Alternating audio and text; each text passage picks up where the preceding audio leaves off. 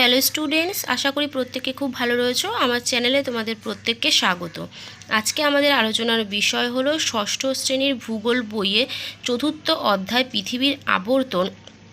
এই চ্যাপ্টার থেকে তোমাদের প্রতিটা লাইন খুঁটিয়ে কোশ্চেন অ্যান্সার আমি আজকে এই ভিডিওতে করিয়ে দেব। তো সেই জন্য বলছি, যারা চ্যানেলে নতুন অবশ্যই কিন্তু চ্যানেলটিকে সাবস্ক্রাইব করে রাখবে পরবর্তী ভিডিওগুলো দেখার জন্য। ভিডিওটা ভালো লাগলে অবশ্যই একটা লাইক করে বন্ধুদের সাথে শেয়ার করো। তো চলো আজকে আমরা আলোচনা করব চতুর্থ অধ্যায় পৃথিবীর আবর্তন থেকে আমাদের কি কোশ্চেন উত্তর হবে। তো সেই সমস্ত কোশ্চেন উত্তর আমরা এই ভিডিওতে আলোচনা করব। তো চলো কোশ্চেন অ্যান্সারগুলো আমরা দেখে নিই। ফার্স্ট কোশ্চেন বলছে, সূর্য স্থির এবং সব গ্রহ তার চারদিকে ঘুরছে, একথা কে বলেন? উত্তর হবে জ্যোতির্বিজ্ঞানী আর্যভট্ট। নেক্সট কোশ্চেন বলছে, কে প্রমাণ করেন সূর্য সৌরজগতের কেন্দ্রে আছে? উত্তর হবে পোল্যান্ডের জ্যোতির্বিজ্ঞানী নিকোলাস কোপার্নিকাস প্রমাণ করেন যে সূর্য সৌরজগতের কেন্দ্রে আছে। নেক্সট কোশ্চেন বলেছে, পৃথিবীর পরিধি কত? উত্তর হবে পৃথিবীর পরিধি প্রায় 40,000 কিলোমিটার। নেক্সট কোশ্চেন, পৃথিবীর আবর্তন গতি বা আহ্নিক গতি কাকে বলে? উত্তর হবে সূর্যকে সামনে রেখে পৃথিবী নিজ অক্ষকে বেষ্টন করে নির্দিষ্ট গতিতে পশ্চিম থেকে পূর্বে ঘোরে, একেই বলে পৃথিবীর আবর্তন বা আহ্নিক গতি। আবর্তনের সময় পৃথিবী কত ডিগ্রি কোণে হেলে থাকে? উত্তর হবে আবর্তনের সময় পৃথিবী 66.5 ডিগ্রি কোণে হেলে থাকে। নেক্সট কোশ্চেন হচ্ছে, 1519 খ্রিস্টাব্দে কে পৃথিবী প্রদক্ষিণের অভিযান শুরু করেন? উত্তর হবে ফার্দিনান্দ ম্যাগেলান 1519 খ্রিস্টাব্দে পৃথিবী প্রদক্ষিণের অভিযান শুরু করেন। নেক্সট কোশ্চেন হচ্ছে, আবর্তন গতির অপর নাম কি? উত্তর হবে আহ্নিক গতি। পরের প্রশ্ন বলছে, এক সৌরদিন হয় কত সময়ে? উত্তর হবে এক সৌরদিন হয় 24 ঘন্টা সময়ে। নেক্সট কোশ্চেন, পৃথিবীর আবর্তন গতির সময়কাল কত? উত্তর হবে 23 ঘন্টা 56 মিনিট 4 সেকেন্ড হচ্ছে পৃথিবীর আবর্তন গতির সময়কাল। পরের প্রশ্ন বলছে, পৃথিবীর আবর্তন গতি কোথায় সবচেয়ে বেশি এবং কোথায় সবচেয়ে কম? উত্তর হবে পৃথিবীর আবর্তন গতি নিরক্ষরেখায় সবচেয়ে বেশি এবং মেরু অঞ্চলে সবচেয়ে কম। নেক্সট কোশ্চেন, মেরুবিন্দুতে পৃথিবীর আবর্তন বেগ শূন্য ও নিরক্ষরেখায় সবচেয়ে বেশি কেন? উত্তর হবে পৃথিবী নিজ অক্ষের চারদিকে লাট্টুর মতো পাক খাচ্ছে, এতে তার সময় লাগে 24 ঘন্টা। পৃথিবীর সাথে নিরক্ষরেখা অঞ্চল ও মেরুবিন্দুও পাক খাচ্ছে, কিন্তু মেরুবিন্দু একটি বিন্দু এবং এর পরিধি হচ্ছে শূন্য, তাই এখানে পৃথিবীর আবর্তন বেগও শূন্য হয়। কিন্তু নিরক্ষরেখায় পৃথিবীর আবর্তন প্রায় 40,000 কিলোমিটার, তাই এই অঞ্চলে পৃথিবীর আবর্তন বেগও সবচেয়ে বেশি হয়। পরের কোশ্চেন বলছে, নিরক্ষরেখায় পৃথিবীর আবর্তন বেগ কত? উত্তর হচ্ছে 1670 কিলোমিটার পার ঘন্টা। এটা হচ্ছে নিরক্ষরেখায় পৃথিবীর আবর্তন বেগ। তারপরে বলছে, কলকাতায় পৃথিবীর আবর্তন বেগ কত? তাহলে কলকাতায় পৃথিবীর আবর্তন বেগ হচ্ছে 1540 কিলোমিটার পার ঘন্টা। নেক্সট কোশ্চেন, আবর্তন গতিকে আহ্নিক গতি বলে কেন? উত্তর হচ্ছে আবর্তন গতির ফলে পৃথিবীতে দিন ও রাত্রি সংঘটিত হয়, তাই আবর্তন গতিকে আহ্নিক গতি বলা হয়। নেক্সট কোশ্চেন বলেছে, সূর্য বা অন্য কোনো নক্ষত্রকে পূব আকাশে আগে দেখা যায় কেন? তাহলে সূর্য বা অন্য কোনো নক্ষত্রকে পূব আকাশে আগে দেখা যায় কারণ হচ্ছে পৃথিবী নিজ অক্ষকে বেষ্টন করে পশ্চিম থেকে পূর্ব দিকে পাক খায় বলে। পরের প্রশ্ন বলেছে, ছায়াবৃত্ত কাকে বলে? উত্তর হবে পৃথিবীর আলোকিত অর্ধাংশ এবং অন্ধকার অর্ধাংশের মাঝের সীমারেখাকে বলা হয় ছায়াবৃত্ত। উষা ও গোধূলি কাকে বলে? তাহলে ফার্স্টে দেখো উষা কাকে বলে। সূর্য ওঠার ঠিক আগে বিচ্ছুরিত আলোকরশ্মির প্রভাবে পূব আকাশে যে ম্লান আলো দেখা যায় তাকে বলে উষা। পরের প্রশ্ন হচ্ছে গোধূলি কাকে বলে। তাহলে সূর্য অস্ত যাওয়ার ঠিক পরে বিচ্ছুরিত আলোকরশ্মির প্রভাবে পশ্চিম আকাশে যে ম্লান আলো দেখা যায় তাকে গোধূলি বলে। নেক্সট কোশ্চেন বলছে, গোধূলির স্থায়িত্ব কোথায় সবচেয়ে কম ও কোথায় সবচেয়ে বেশি? উত্তর হবে নিরক্ষরেখায় সবচেয়ে কম এবং মেরু অঞ্চলে সবচেয়ে বেশি।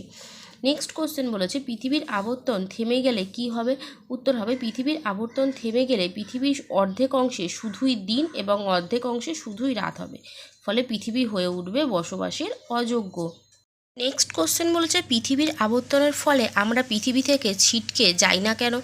উত্তর হচ্ছে ভূপৃষ্ঠে অবস্থিত সমস্ত বস্তুকে পৃথিবী অভিকর্ষ বলের প্রভাবে নিজের কেন্দ্রের দিকে আকর্ষণ করছে, ফলে সকল বস্তু পৃথিবী পৃষ্ঠে আটকে থেকে পৃথিবীর আবর্তনের সঙ্গে একই গতিতে পাক খাচ্ছে, তাই দুরন্ত গতিতে আবর্তিত হলেও আমরা পৃথিবী পৃষ্ঠ থেকে ছিটকে পড়ে যাই না। নেক্সট কোশ্চেন বলছে পৃথিবীর আবর্তন গতির ফলে কি হয়। উত্তর হচ্ছে পৃথিবীর আবর্তন গতির ফলে 1 হচ্ছে সূর্যোদয় ও সূর্যাস্ত হয়, 2 হচ্ছে দিন রাত্রি সংঘটিত হয়, 3 হচ্ছে পৃথিবীতে দৈনিক দুবার জোয়ার এবং দুবার ভাটা হয়। নেক্সট কোশ্চেন বলছে আমরা পৃথিবীর আবর্তন গতি বুঝতে পারি না কেন। উত্তর হচ্ছে পৃথিবীর আবর্তন গতির সঙ্গে তাল মিলিয়ে আমাদের চারপাশের বায়ুমণ্ডল, ভূপৃষ্ঠের ওপর অবস্থিত সকল বস্তু, এমনকি আমরা নিজেরাও সমান গতিতে ঘুরছি। এছাড়া পৃথিবীর বিশাল আয়তনের তুলনায় আমরা অতি ক্ষুদ্র, তাই আমরা পৃথিবীর আবর্তন অনুভব করতে পারি না। নেক্সট কোশ্চেন বলছে মাধ্যাকর্ষণ শক্তির কথা কে প্রথম বলেন। উত্তর হবে মাধ্যাকর্ষণ শক্তির কথা প্রথম বলেন হচ্ছে বিজ্ঞানী আইজ্যাক নিউটন। নেক্সট কোশ্চেন নিশীথ সূর্যের দেশ কাকে বলে। উত্তর হবে নরওয়ের হ্যামারফেস্ট বন্দরকে নিশীথ সূর্যের দেশ বলা হয়। তারপরে প্রশ্ন বলছে কোন সময় কোনো বস্তুর ছায়া সবচেয়ে ছোট হয়। তো উত্তর হবে দুপুর 12টায় কোনো বস্তুর ছায়া হচ্ছে সবচেয়ে ছোট হয়। নেক্সট কোশ্চেন ফার্দিনান্দ ম্যাগেলান ও তার সঙ্গীরা পৃথিবী প্রদক্ষিণ অভিযান শুরু করেন কত খ্রিস্টাব্দে। উত্তর হচ্ছে 1519 খ্রিস্টাব্দে। তারপর বলছে আন্তর্জাতিক তারিখ রেখা কাকে বলে, এর মান কত। উত্তর হচ্ছে মূল মধ্যরেখার বিপরীত দিকে অবস্থিত 180 ডিগ্রি দ্রাঘিমা রেখা অনুসরণ করে যে রেখা কল্পনা করা হয়েছে তাকে আন্তর্জাতিক তারিখ রেখা বলে, এর মান হচ্ছে 180 ডিগ্রি। নেক্সট কোশ্চেন বলছে কোন দ্রাঘিমাকে অনুসরণ করে কোনো মহাসাগরের ওপর দিয়ে আন্তর্জাতিক তারিখ রেখাকে কল্পনা করা হয়েছে। উত্তর হবে প্রশান্ত মহাসাগরের ওপর বেরিং প্রণালী দিয়ে 180 ডিগ্রি দ্রাঘিমাকে অনুসরণ করে। পরের প্রশ্ন বলছে আন্তর্জাতিক তারিখ রেখার কোন দিকে গেলে সময় একদিন এগোয় এবং কোন দিকে গেলে সময় একদিন পেছোয়। উত্তর হবে পশ্চিম গোলার্ধে গেলে সময় একদিন কমে এবং পূর্ব গোলার্ধে গেলে সময় একদিন বাড়ে।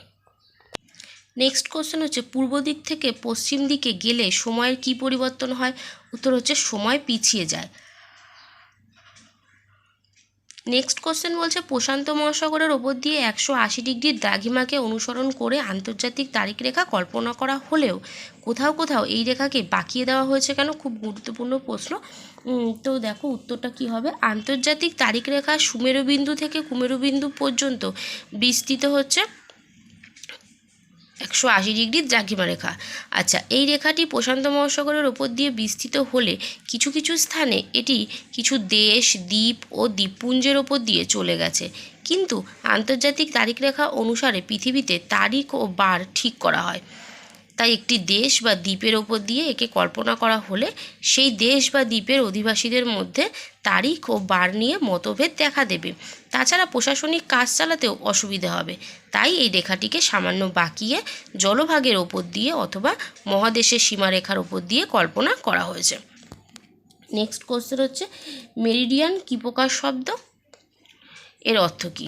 উত্তর হচ্ছে ল্যাটিন শব্দ, এর অর্থ হচ্ছে মধ্যাহ্ন। নেক্সট প্রশ্ন বলছে AM ও PM কাকে বলে। উত্তর লিখব রাত 12টা থেকে দুপুর 12টা পর্যন্ত সময়কে AM বা অ্যান্টি মেরিডিয়ান বলে এবং দুপুর 12টা থেকে রাত 12টা পর্যন্ত সময়কালকে PM বা পোস্ট মেরিডিয়ান বলে। নেক্সট কোশ্চেন বলছে যে স্থানীয় সময় কাকে বলে। উত্তর হবে আকাশে মধ্যাহ্ন সূর্যের সর্বোচ্চ অবস্থান অনুসারে কোনো স্থানে যে সময় নির্ধারণ করা হয় তাকে সেই স্থানের স্থানীয় সময় বলে। নেক্সট কোশ্চেন প্রমাণ সময় কাকে বলে। উত্তর হবে কোনো দেশ বা অঞ্চলের অসংখ্য দ্রাঘিমার মধ্যবর্তী কোনো একটি দ্রাঘিমাকে প্রমাণ হিসাবে ধরে তার সময় অনুযায়ী সেই দেশ বা অঞ্চলের সময় নির্ধারণ করা হয়ে থাকে, একে প্রমাণ সময় বলা হয়। তারপরে প্রশ্ন বলছে কোন দ্রাঘিমার সময়কে ভারতের প্রমাণ সময় ধরা হয় বা ভারতের প্রমাণ সময় কত। উত্তর হচ্ছে 82 ডিগ্রি 30 মিনিট পূর্ব দ্রাঘিমার সময়। নেক্সট কোশ্চেন বলছে 1 ডিগ্রি দ্রাঘিমার পার্থক্যে সময়ের পার্থক্য কত। উত্তর হবে 4 মিনিট। পরের প্রশ্ন বলছে দেখো যে স্থানীয় সময় ও প্রমাণ সময়ের পার্থক্য লেখো। তাহলে স্থানীয় সময় ও প্রমাণ সময়ের পার্থক্য দেখো। স্থানীয় সময় কি না আকাশে মধ্যাহ্ন সূর্যের সর্বোচ্চ অবস্থান অনুসারে কোনো স্থানে যে সময় নির্ধারণ করা হয় তাকে সেই স্থানের স্থানীয় সময় বলে। আর প্রমাণ সময় হচ্ছে কোনো দেশ বা অঞ্চলের অসংখ্য দ্রাঘিমার মধ্যে মধ্যবর্তী কোনো একটি দ্রাঘিমাকে প্রমাণ হিসাবে ধরে তার সময় অনুযায়ী সেই দেশ বা অঞ্চলের সময় নির্ধারণ করা হয়ে থাকে, একে প্রমাণ সময় বলা হয়। 2 নম্বর হচ্ছে একটি দেশে একাধিক স্থানীয় সময় লক্ষ্য করা যায়। আর প্রমাণ সময় সাধারণত স্বল্প বিস্তৃত একটি দেশে একটি প্রমাণ সময় লক্ষ্য করা যায়। 3 নম্বর হচ্ছে একটি দেশে একাধিক স্থানীয় সময় থাকার ব্যবহার কম থাকায় এর ব্যবহার কম, আর সারা দেশের প্রমাণ সময় এক এবং অভিন্ন হওয়ায় পৃথিবীর সব দেশেই প্রমাণ সময় ব্যবহার করা হয়। নেক্সট পয়েন্ট হচ্ছে দ্রাঘিমারেখার পরিবর্তনে স্থানীয় সময়ের পরিবর্তন হয়, আর দ্রাঘিমারেখার পরিবর্তনে সাধারণত প্রমাণ সময়ের কোনো পরিবর্তন হয় না। তাহলে তোমাদের চতুর্থ অধ্যায়ের সমস্ত প্রশ্ন উত্তর কিন্তু আমরা এই ভিডিওতে আলোচনা করে ফেললাম। অবশ্যই প্রত্যেকে ভিডিওটা পুরোপুরি দেখো, কেমন লাগছে ভিডিও জানিও, ভালো লাগলে অবশ্যই একটা লাইক করে বন্ধুদের সাথে শেয়ার করো। তো আজকের মতো এই অবধি, দেখা হবে নেক্সট ভিডিওতে।